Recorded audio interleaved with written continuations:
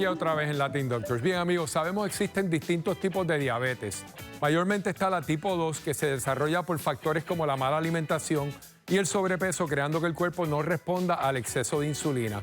También está la tipo 1, la diabetes tipo 1, que está caracterizada por la falta de producción de insulina por las células betas del páncreas y que suele ocurrir a edades mucho más tempranas.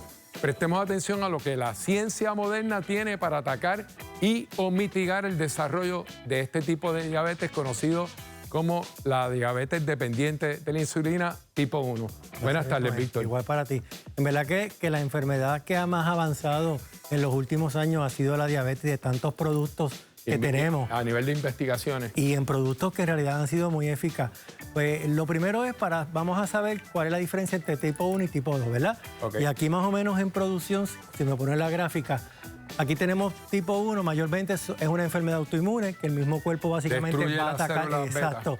Además, en tipo 2 hay resistencia a insulina, mayormente ocurre en adultos, esto puede ocurrir en la infancia como en la adolescencia joven, aparece de manera repentina, ya esto es algo que uno va progresivamente avanzando en la condición, mayormente lo vemos en obesidad, necesariamente no tiene que ver con la obesidad, puede haber un factor genético también y puede prevenirse básicamente con estilos de vida. Esta no se puede prevenir porque esto tú naces con esto y básicamente lo desarrollas. Esas son las cartas que te dieron en el momento del DNA. Exacto. Pero para que la gente entienda bien, este tipo de diabetes, Víctor, el tipo 2, hay mucha insulina en la sangre.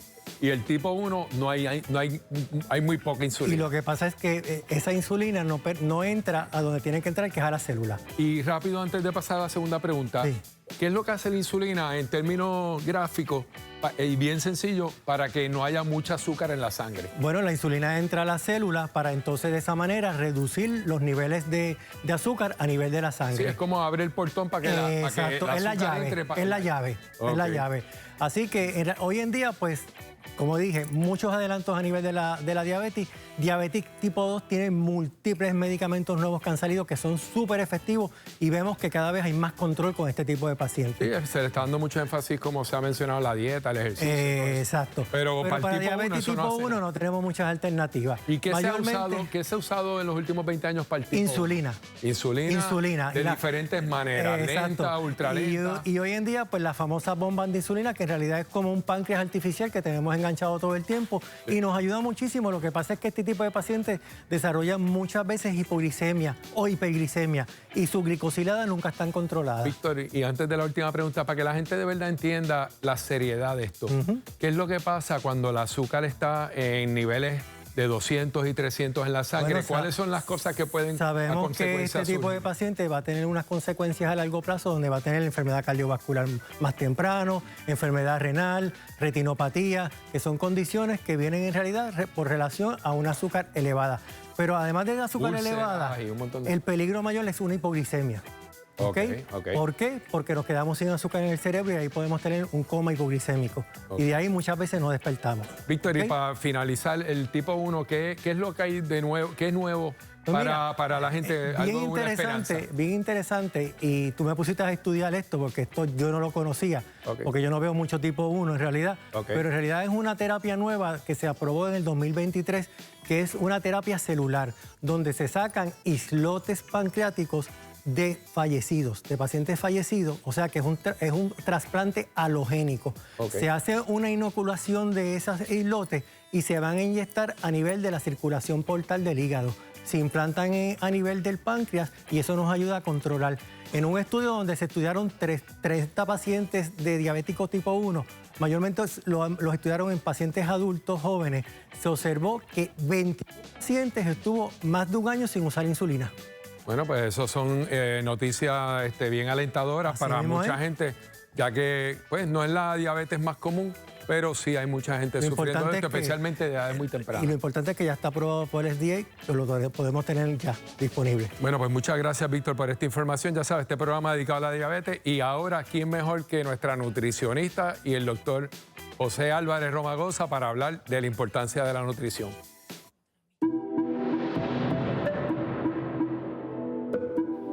Bueno, amigos, la diabetes es una enfermedad crónica del metabolismo del azúcar en nuestro cuerpo. Y parte importante del control de esta condición es la alimentación que lleva el paciente. Y para darnos los detalles de cómo debe ser esa dieta, ¿quién mejor que Sandra? ¿Cómo está, Sandra? Muy bien, gracias, Hace tiempo no tocábamos este tema y en Puerto Rico por per cápita es el país número 1 del mundo de mayor incidencia de diabetes. Correcto, y prácticamente el 90% de las personas que tienen diabetes es tipo 2, así que estamos hablando de una población bien significativa. Yo les preparé un resumen aquí en la tabla si queremos decir cuál es la prioridad o los principios de este tipo de alimentación. Bien importante, priorizar alimentos con fibra. La fibra está únicamente en los carbohidratos y gracias a la fibra ese carbohidrato no se convierte tan rápido en azúcar, se hace más lento ese proceso de que el alimento se convierte en glucosa.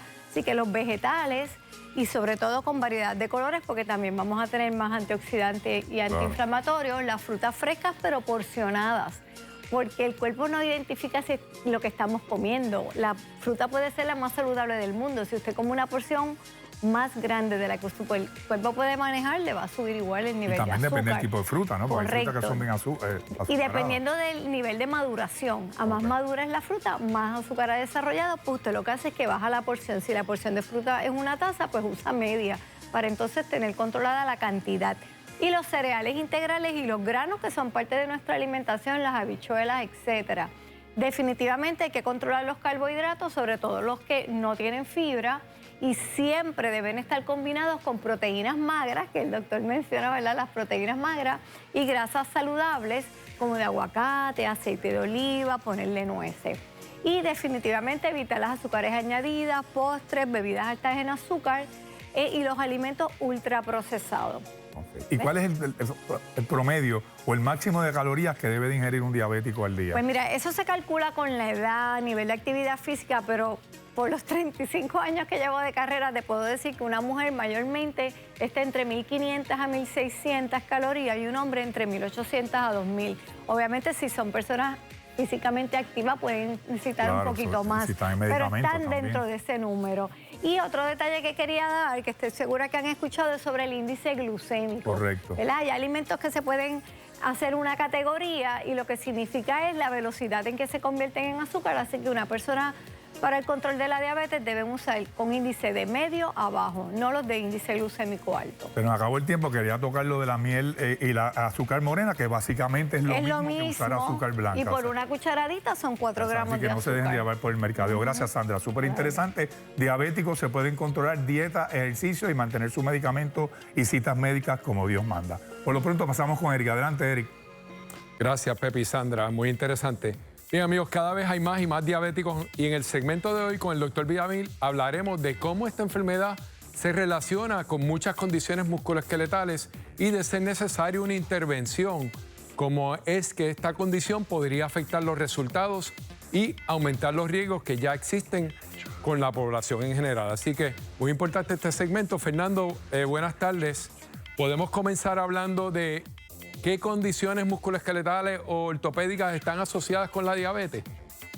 Saludos, Eric. Feliz domingo para todos. Mira, y es que la realidad es que el impacto de la diabetes en la cirugía, ¿verdad? El resultado de su cirugía está bien documentado en la literatura, ¿verdad? Está bien estudiado. Y es que sabemos que el riesgo de una complicación aumenta, ¿verdad? Hay unas condiciones, que es lo que tú quieres, ¿verdad? Que le enseñe a nuestro público ahora mismo, que están asociadas a ortopedia, como son, por ejemplo, el hombro congelado, es algo o el frozen shoulder, una capsulitis adhesiva, que le hemos hablado aquí en Latin Doctors, y es que básicamente, como dice la palabra, se le congela el hombro a los pacientes y dejan de moverlo, y hay una incidencia más alta en pacientes diabéticos.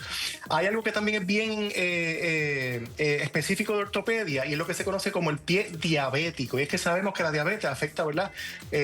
Los pies y las manos principalmente, pero los pies, en el caso de los pies, porque por problemas de circulación y problemas de nervios que se van dañando, pues los pies se van deformando, y hay una condición que se conoce como pie de Charcot, ¿verdad? Que es que básicamente el pie se deforma, que el paciente eventualmente no puede ni caminar y es bien difícil de tratar. Pero el tema que es más importante quizá, Eric, en cuanto al tema, ¿verdad?, de la cirugía, que es lo que nosotros hacemos, es el tema de cómo aumentan las complicaciones. Correcto. Particularmente infección siendo el que más preocupa, infección del área quirúrgica, ¿verdad? Y es que esto está bien documentado para cualquier cirugía, Eric, tú lo tienes que ver en tu práctica también, pero en ortopedia es de particular importancia por el tema de los implantes que nosotros conocemos, ¿verdad? Además de infección, que es el más que preocupa, todos preocupan en realidad, pero el más quizás, el más que ocurre, es que también se afecta el sanado de la cirugía por dentro. En el caso de ortopedia, que queremos que los huesos peguen, pues no pegan igual, queremos que el tendón que les repararon el hombro pegue, ¿verdad? Y sane, no sana como se supone que sane. Todo esto por tener esa azúcar descontrolada. Mira, eso que tenemos en la pantalla ahora mismo, una cirugía de reemplazo de rodilla. Mire cómo se ve ahí el zipper, como nosotros le decimos, ¿verdad? La grapa.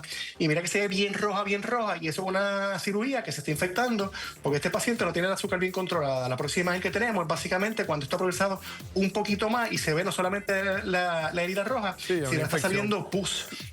Esto en ortopedia, Eric, esto es un desastre porque esto implica que el paciente que lleva a la sala no para simplemente limpiar la herida del antibiótico, hay que sacarle la prótesis, tal antibiótico puede ser por 6 semanas o hasta 12 semanas para después poner una prótesis nueva. O sea que estamos hablando de un proceso que coge como 3 o 4 meses. O sea que es bien complicado el tema en ortopedia particularmente. Fernando, pero la realidad es que muchos diabéticos tienen que llegar a las salas de operaciones, pues se fracturan las caderas, se dañan las rodillas, se hernian los discos. Y hay muchas cosas que se pueden hacer con estos pacientes para optimizarlos. Obviamente, pues hay que estar en buen control de azúcar. Yo creo que es bien importante estos pacientes operarlos bien temprano en la mañana. Estos no son pacientes que pueden operarse a las 2 o 3 de la tarde porque tienen que estar en ayuna todo ese tiempo. Hay que estar midiéndole el azúcar cada hora para asegurarse que esté en control. ¿Sabes? Que yo creo y particularmente preoperatorio, Eric, tú dijiste bien claro, o sea, que uno quiere que el paciente esté lo más óptimo posible. Hay un laboratorio que nosotros usamos que se llama la hemoglobina glicosilada, ¿verdad? Glycosilate, si usted lo está buscando en su laboratorio, que lo ideal es que esté por debajo de 8 para evitar, ¿verdad? Para disminuir este aumento en riesgo de complicaciones. Al punto de que se habla de que un paciente que tiene esa azúcar glicosilada normal tiene el mismo riesgo que tiene un paciente que no es diabético. Pero tú viste en el clavo, Eric, porque hay pacientes que tienen que operarse, punto. O sea, usted tiene una fractura, usted tiene que operarse. Usted tiene un disco herniado y no puede mover una pierna, usted tiene que operarse, ¿verdad? Correcto. Y entonces lo otro importante es que cada paciente es único, Erika. Por eso es que la medicina no es blanco y negro, ¿verdad? Es como medio gris. Tú tienes un paciente que quizás es diabético y tiene azúcar alta porque le gusta no comer adecuadamente, como dice Sandra, pero en lo demás es relativamente saludable, quizás hace ejercicio y se mantiene bastante bien, pues un paciente que quizás se puede operar, ¿verdad? O hay un paciente que quizás es bien obeso y está en este ciclo vicioso de que como es gordito no puede moverse, como no puede moverse entonces le sube más el azúcar y está en este ciclo vicioso que tú dices, pues espérate, pues ¿qué hacemos? ¿Lo operamos para cortar ese ciclo y poner al paciente en movimiento o lo dejamos que siga por ahí y jamás romper este ciclo? Es interesante este tema, Eric, bien interesante. Muchas gracias, Fernando. Se nos acaba el tiempo, pero muy importante, ya que, como hemos mencionado varias veces en este programa, muchos diabéticos en Puerto Rico. Así que no se retiren porque nos queda un tema más muy importante que podría ayudarle a usted a controlar esa azúcar descontrolada o a evitar que se descontrole. Así que no se retiren, volvemos luego de esta pausa.